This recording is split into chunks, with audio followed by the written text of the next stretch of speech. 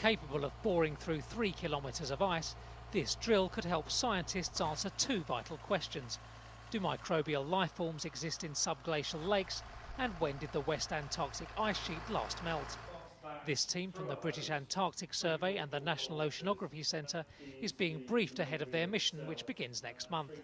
Andy Tate says that in order to drill that deep, they'll have to create 90,000 litres of water for the drill by shoveling snow into a 1.5 megawatt boiler. An awful lot of snow to chuck into these. That snow will be turned into hot water used to melt the ice as the drill descends, according to Programme Manager Chris Hill.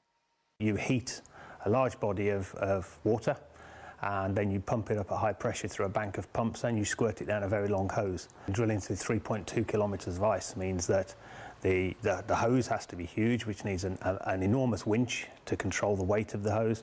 The boiler required to heat that amount of water in that time is 1.5 megawatts of power. The operation will begin in early December, by which time the team will be in place above Lake Ellsworth. The drilling will continue non-stop for 100 hours. With the borehole complete, a titanium water sampling probe will be lowered down. The team will then have 24 hours to sample the lake before it refreezes. Principal investigator Martin Siegert is optimistic about what they'll find. Now, we expect life to be there. The questions that we think we are going to be able to answer are: how is life living there? Is it thriving? Is it on the edge of existence? What is the concentration of life? Are there bits of the lake where there is more life than other parts? And what do the sediments have in the role of that? Teams from Russia and the US are undertaking similar missions in a race to discover life in Earth's most remote and extreme environment.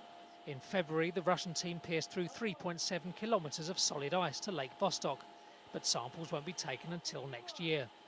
The British team hopes to find ancient seashells amid the Ellsworth seafloor sediment that could help them pinpoint the date of the last West Antarctic ice sheet melt and provide clues about future global sea level rises.